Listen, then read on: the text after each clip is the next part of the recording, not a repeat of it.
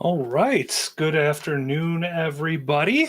I am Andrew Johnson. It is Wednesday. It is 4:30 here on the ViaMonstra Online Academy, and it is office hours time. So if you've not joined us previously, we focus a bit on Intune, ConfigMgr, Microsoft Identity, and all of the systems in between. I will be flying solo today. Johan is going to be heading back from the Workplace Ninjas US conference, the first one. I happened to see a few tweets and very briefly chat earlier this week. Looks like things went very, very well. So I'm excited to hear back from him and everybody else that was over there. But probably a topic for next week. Before I hop into news, I'm just going to check real quick, make sure that the stream started where I expected it to. All right, I see a chat message from Matthew, so that looks good. All right, let me share my screen here. We'll start off with a little bit of news. As always, there's always something going on in our little corner of the industry. So let's go like this. Bear with me for just a moment, please.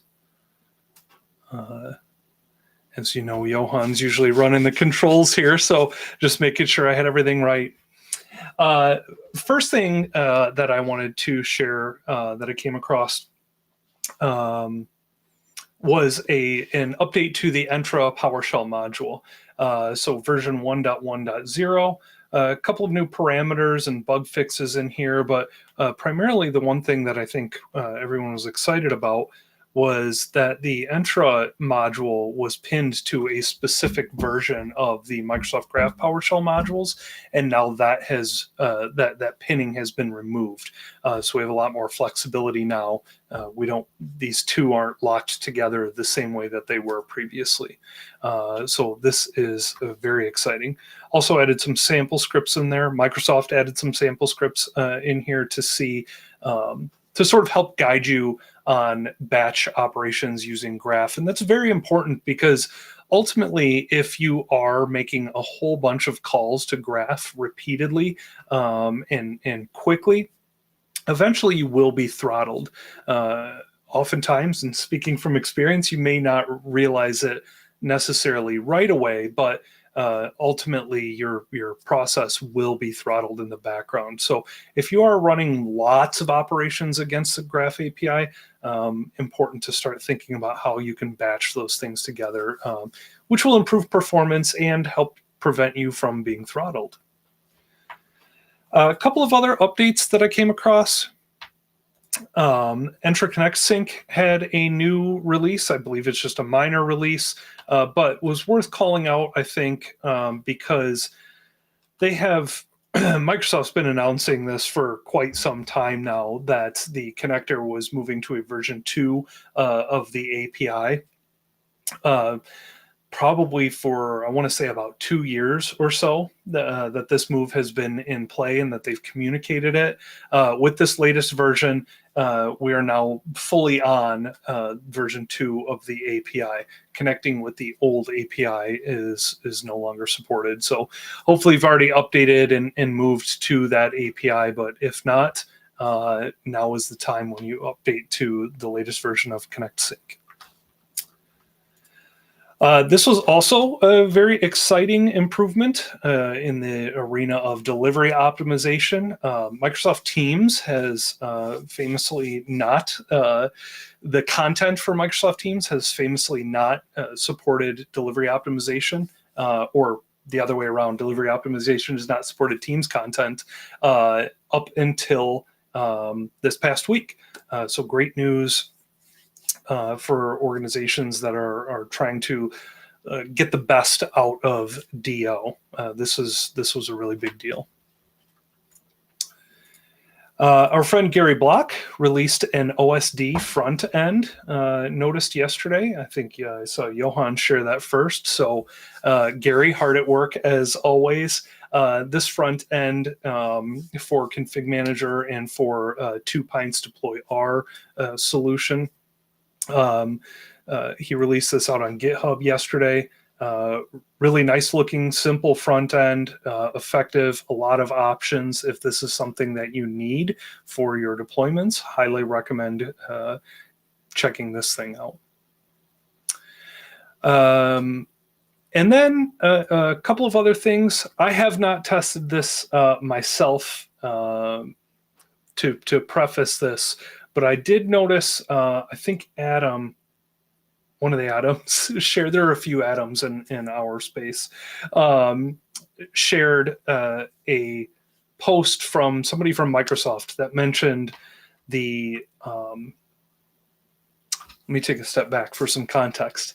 In Autopilot, in the enrollment status page, a couple of months ago, we received, ESPs received an update that would allow us to install Windows updates during the enrollment status page. So a user would go through the Autopilot enrollment process, and if we had updates enabled, which is this section right here that I'm going to be speaking about, your monthly quality updates would come down at the end of that out-of-box experience if you had that configured.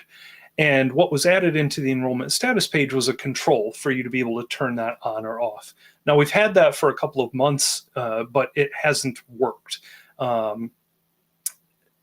Supposedly here at the end of November, the Windows 11 preview update re-enabled this. So I am looking forward to us testing this out to see if it's actually working again.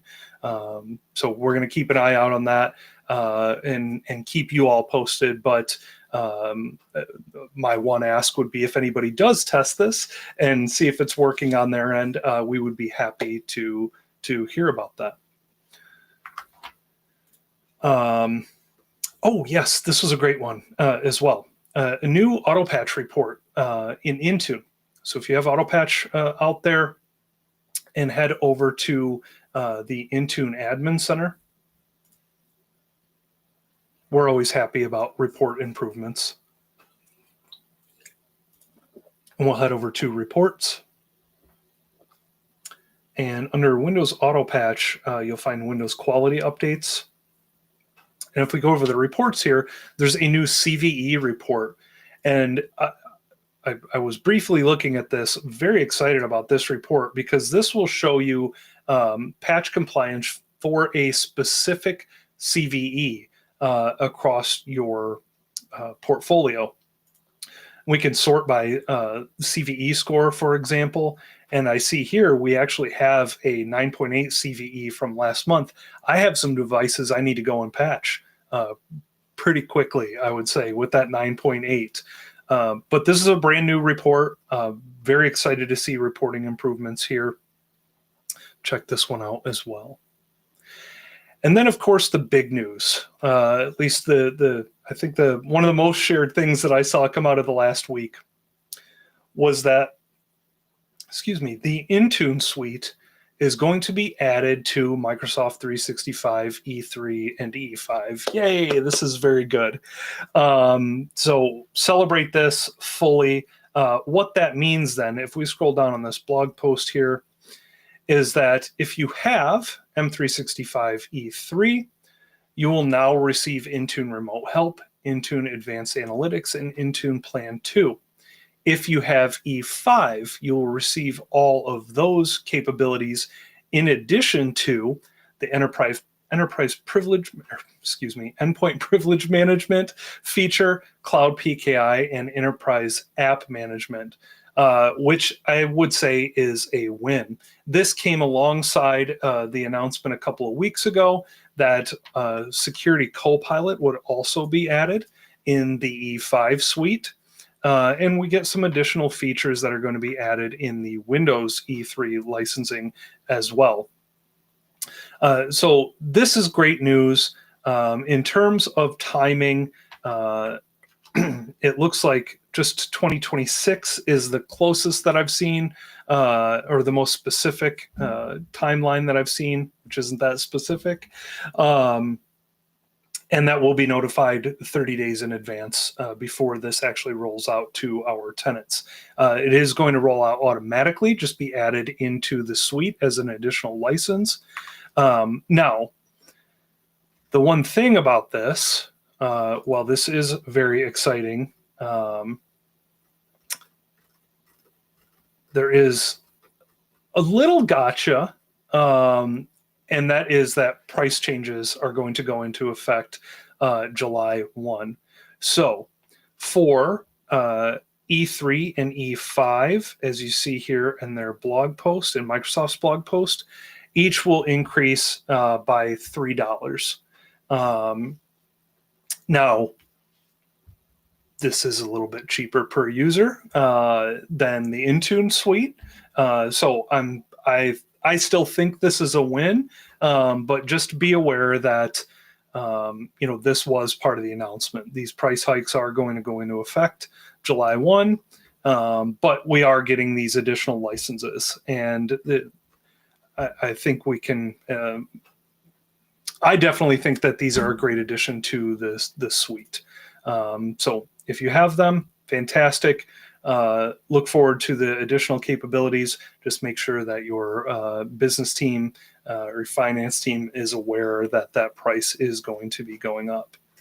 The inevitable questions did come out around the academic licensing suites and some of the other licensing suites. And as far as I can tell from some of the comments and posts that I've seen so far, this is specifically with E3 and E5, not the A3 and A5. And I don't think the other 3 and 5 suites were affected either. Let's see if they had anything in here. Yeah, I think very specifically E3 and E5. So that's something that we often keep an eye out on.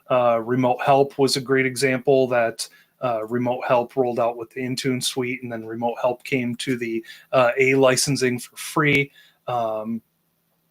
We've had some other ones. Autopatch was rolled out to E3 and E5 for quite some time before it hit the academic licenses or the EDU licenses, as well as I think the government licenses might just be starting. So we will keep an eye out on these things. Further questions, of course, when it comes to licensing, we're not the licensing experts, but recommend reaching out to your Microsoft reseller if you have questions around this stuff.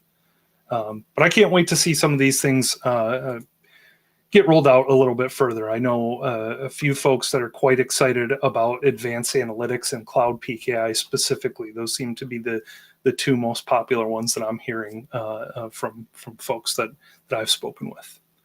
So great stuff. I think a lot of great updates over the last week, as usual. I think this is going to be, we're ending the year on a strong note for sure. We still have a few more weeks, but already starting to see things wind down a little bit here.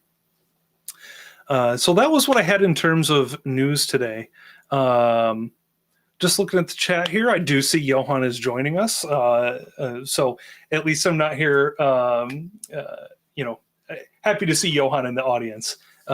See that he's on the way to the airport too. Safe travels, sir. And we'll see you back here outside Chicago pretty soon. All right. And Matthew's got a question for us here. Oh no, I think this might just be an update. 2509. So for ConfigMgr, 2509 showed in my updates and services today. And after seeing this fixes for management point rotation instability, I backed up and installed. Fingers crossed this helps. All right. Yes. Yeah. Please continue to keep us up to date, Matthew. I know that you've been fighting that management point issue for a little while here now. So crossing my fingers as well.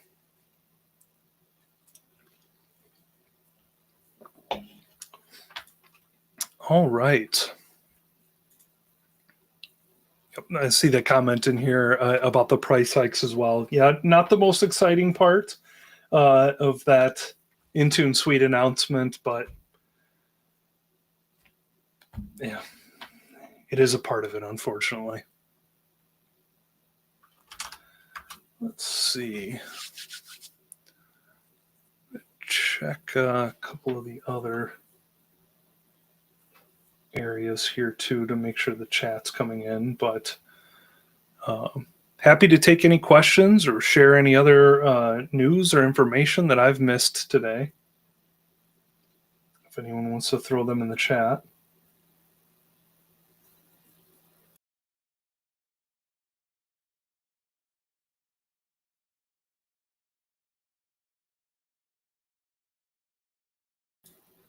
I'm going to mute myself before bringing the stream up on another tab here.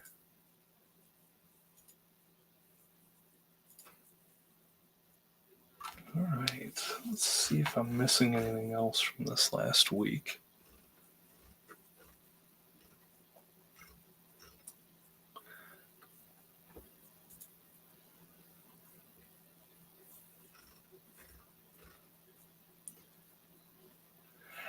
And if you have any questions for Johan, we can save those for next week as well, or I can try to answer them. I'm happy to do my best.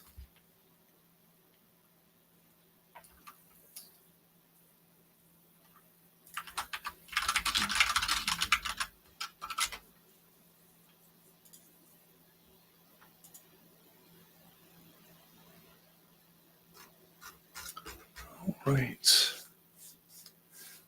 I got a question here. Do we know how cloud rebuild for Windows 11 works? So the, let's see, that is different.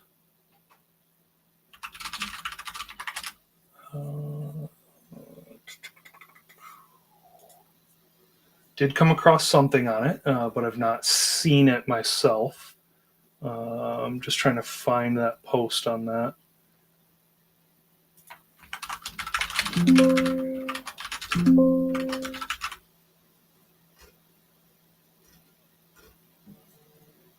So I do believe it's different from the quick machine recovery.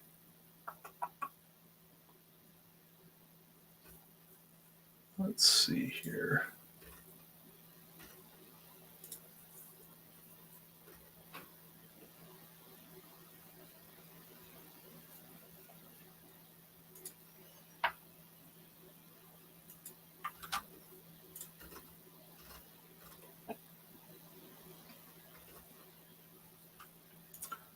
So I do know on the quick machine recovery side, I've seen a demo of it, but there's some options there that sort of align with the cloud rebuild. So I suspect it's going to be something like we've shown or at least talked about cloud recovery, the cloud recovery options that like Dell and HP offer. This is actually going to utilize the Windows recovery environment that's installed as part of Windows. And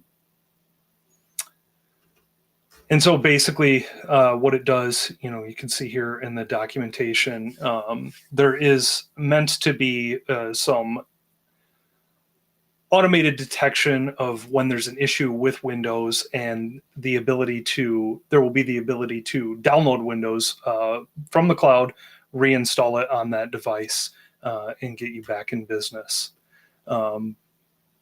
Have not gone through this process. I've only seen it demoed. And now that I'm rereading this again, I'm not sure if there's actually a difference between these two, or if the cloud rebuild is just adding on top of the already existing quick machine recovery. Just trying to find that real quick.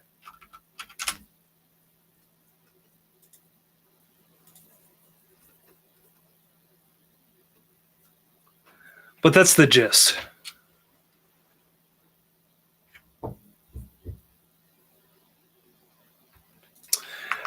Great question here. How many of these features have I used in the full list mentioned in the right column? Remote help, advanced analytics, played around with endpoint privilege management and cloud PKI a little bit. but I would say probably these two the most.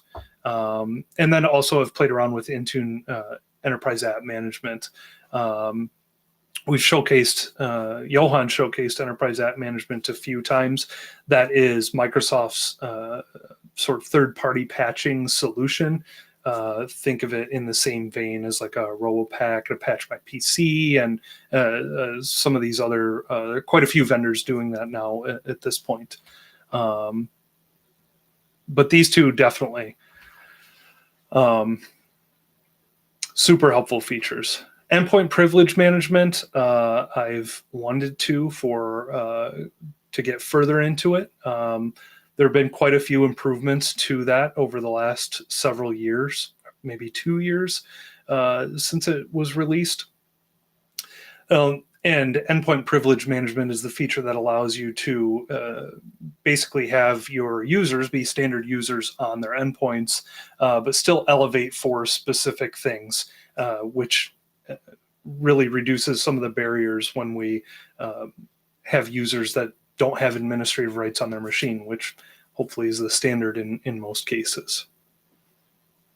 But I would say those. Security Copilot, I've not had the opportunity to use it as much as I've wanted to, simply because even in a lab, it has been cost prohibitive. So hoping to see that in an E5 tenant here soon. Great question.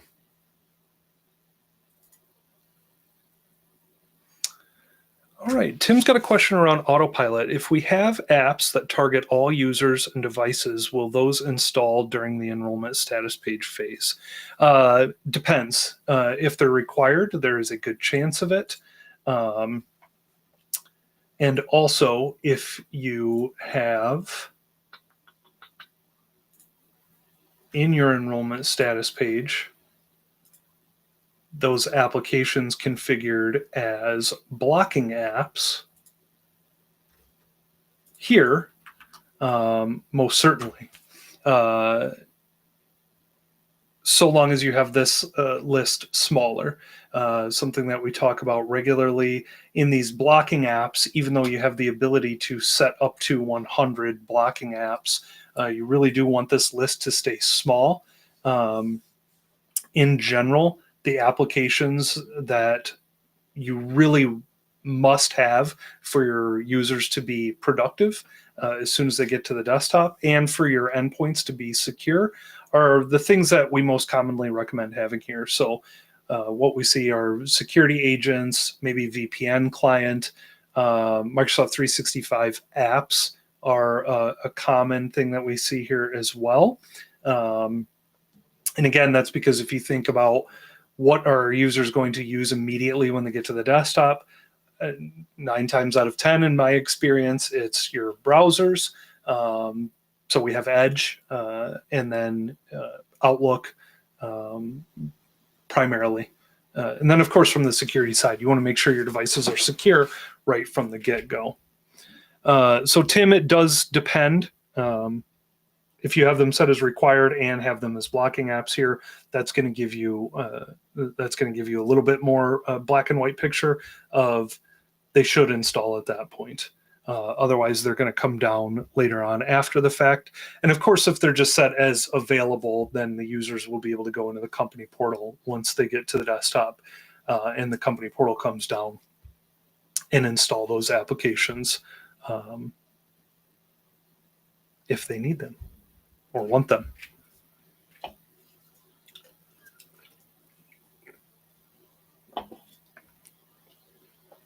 All right, great questions.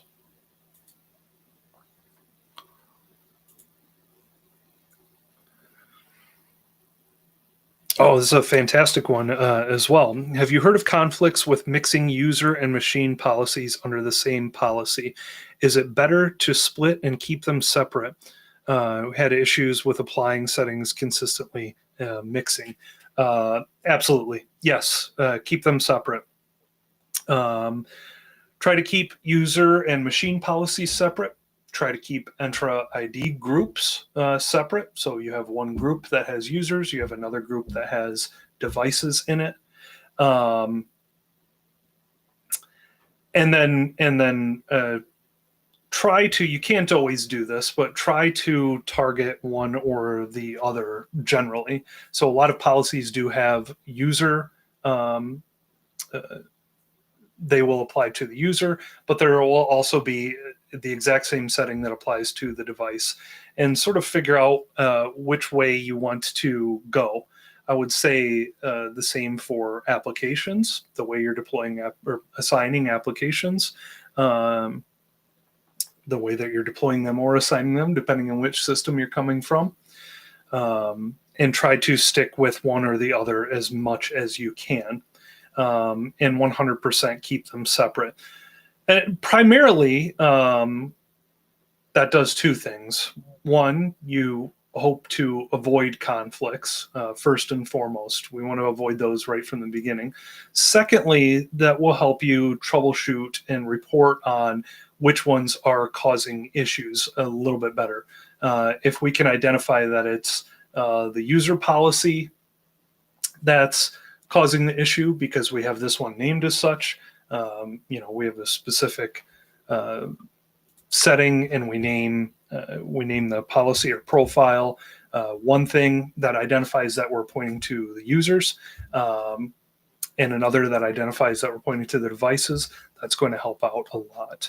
A great example on how to do that from a naming perspective is the Open Intune baseline. So we've talked about this here quite a few times on office hours as well. But in the Open Intune baseline is sort of just a fantastic baseline starting point for configuration profiles, for usability and security when you're getting rolled out with Intune. And if we look at these profiles, excuse me, and then let's go in here and device configuration. Let me find one that's got a few. Here we go. Settings catalog. This is a great example of how to do really, really good naming, in our opinion. So if you scroll down here, you can see there are some endpoint security settings, catalog settings that show, all right, they're Windows first and foremost. They are part of the Open Intune baseline. In the second section here, they are endpoint security policies. Their category is encryption. And then when we get right here, you actually do have that split. The D is for devices. So these will have device settings in them only. And then this one is going to have user settings in them in here. So very long-winded answer to the question, but absolutely keep them separate. And we're really big fans of this naming convention to help you do so. Should Microsoft enhance this, enhance Intune and not let user and machine policies mix? I'm sure there's a reason that they do allow it. It would be nice. I could see some improvements on the reporting side of things that might help us identify some of those conflicts. Though, like I mentioned earlier, with this new report that was released around CVEs, we are getting reporting improvements that should help us. But in terms of being proactive about not allowing it, I'm sure there's a reason that they do. But for now, this is what we have. We have to make sure that we assign these to specific groups and keep these things separate. Great questions.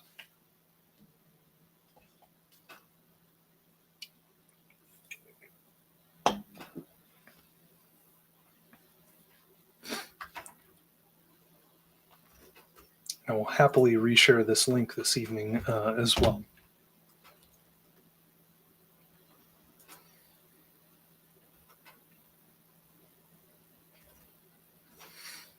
Quite a few to share. So I think pretty much all familiar faces in here this evening, but for those that haven't joined us before, typically when we do a live stream, we will actually post all of these links that I've shared up on YouTube. usually tomorrow morning they'll end up showing up on our live stream in the description. So just be aware that everything that I've shared will be there tomorrow.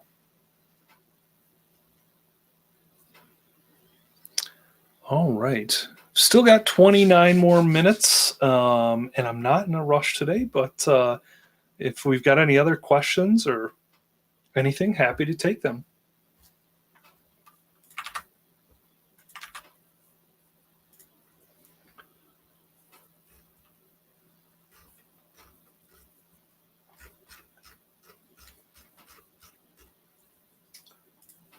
I will show, I was just pretty excited about this. I'm sure he'll talk about it next week when he's back. But I have to share,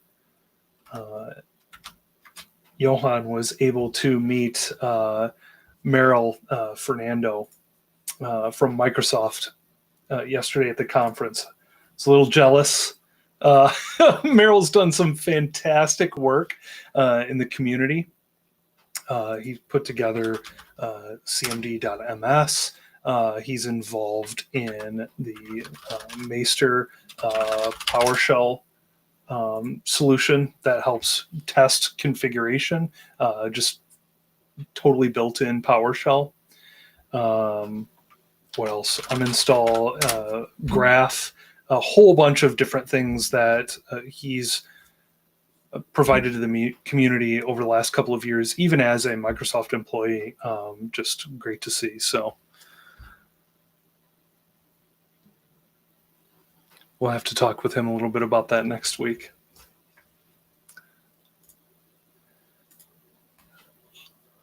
All right. Matthew's asking if the ConfigMgr WebAPP makes updates to storage accounts. I've not checked consent to use pre-release features.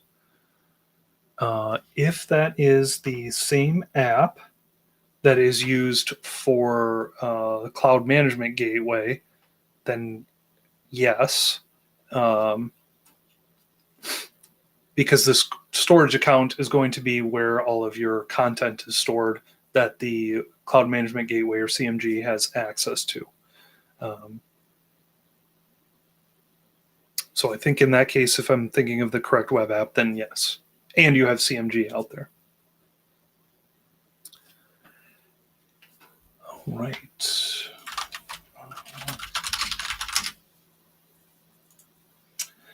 Sarah's got a question here. Is Anders Rodland client health solution still broadly used? Yes, it is. Referring to this solution right here. So this solution is a couple of different things, group policy, some scripts, in order to make sure your ConfigMgr clients are healthy, up to date, configure the way that you want them to be configured. Absolutely, we see it used in quite a few organizations. Often still hear about folks using it. This is one solution that we absolutely recommend in terms of keeping your clients healthy. It's not the only solution, but I would say from our experience, this is the one that's most widely used still to this day. So the blog post here is referencing, things like Windows 8 and Server 2012 and things like that, but it's still working perfectly fine, doing everything that we need it to do on the latest versions of Windows as well. I've not run into any issues with it. It's a fantastic solution. Great question, Sarah.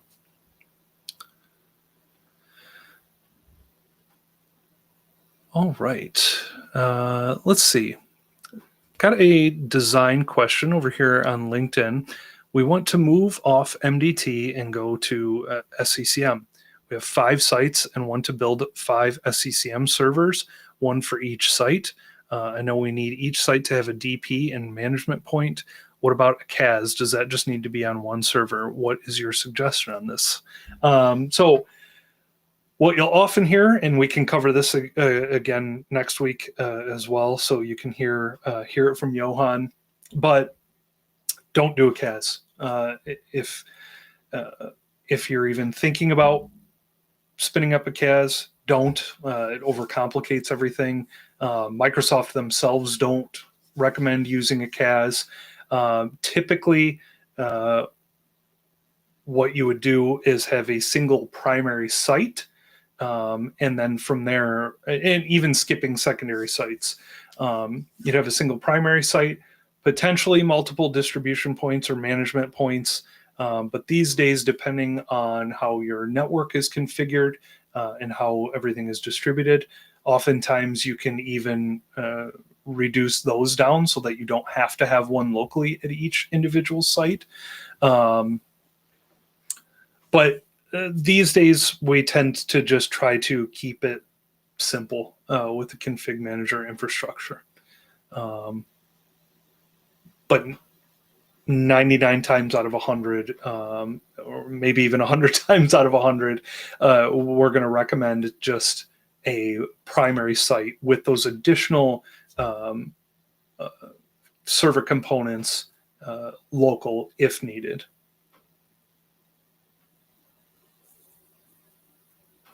So I hope that helps.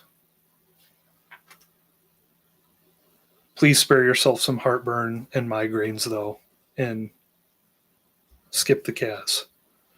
Good idea in principle, but I know only a few organizations ever actually rolled it out, and they were massive organizations, hundreds of thousands of clients.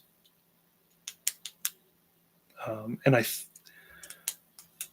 think most, if not all of them, are gone now at this point. The CAS, not the organizations.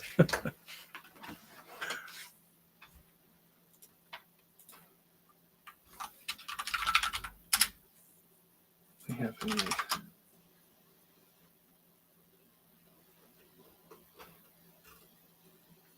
Yeah. All right.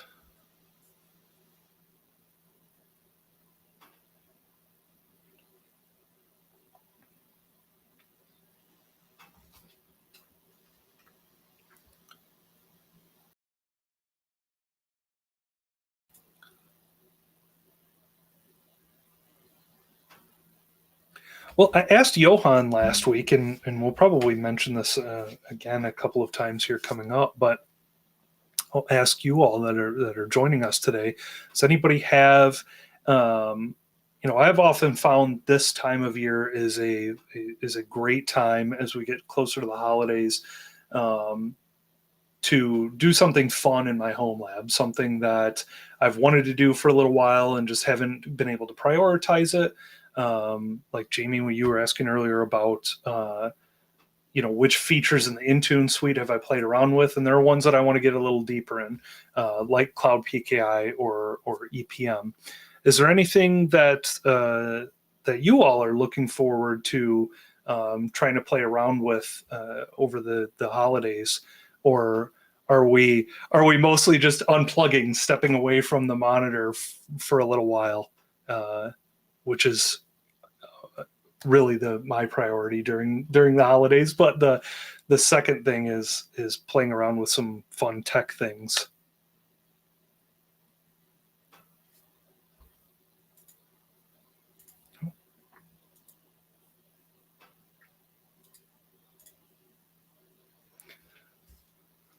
Yeah, so I think for my part, like I said, some of those Intune suite resources, there are some interesting building OSD automation tools and things like that that Johan's been playing around with that I'm interested in getting into.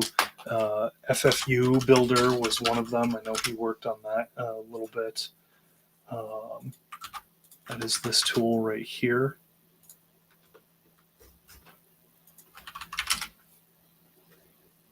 So that's been on my list for a little while.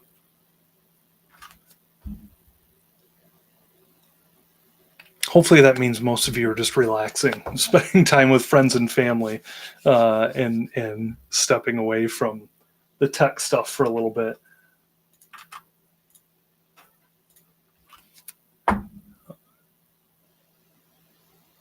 All right, good. See the comments in here around the config manager design, not a massive company, so that does help. Great.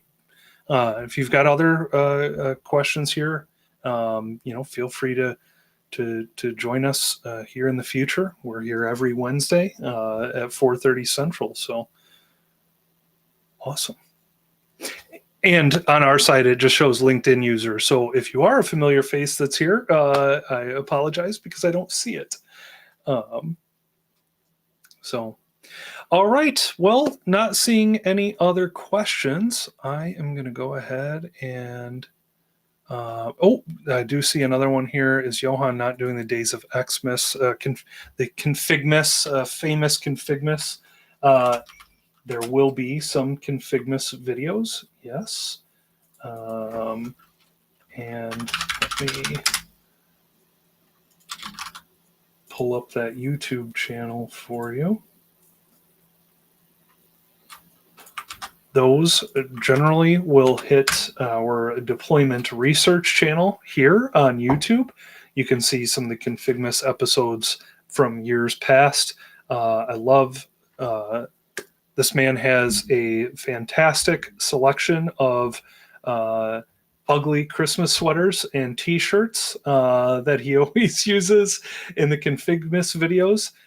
So keep an eye out for those. But yes, ConfigMgr will be on for this year. Absolutely.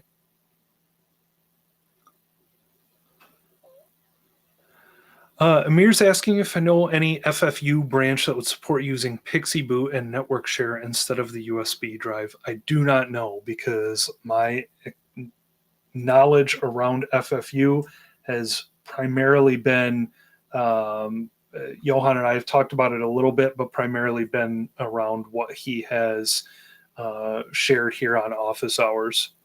So that is a great question, Amir. I will mark it down and see if we can have an answer for next week.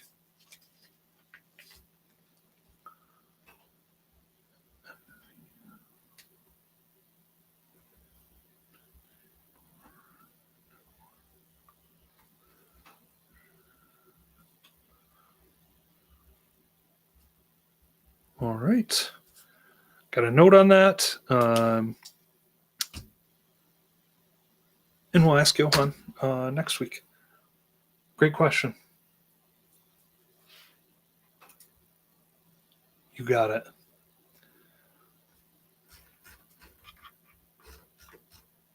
All right, everyone. Well, not seeing any other questions. I do appreciate everybody joining today. Fantastic questions as always. We'll make sure that these links get posted, as I mentioned, and hope to see you next week for next office hours. That will be my last office hours of the year. So hope for some great questions, and I hope that I have some great news to share then as well. So thank you, everybody. Have a great rest of your week.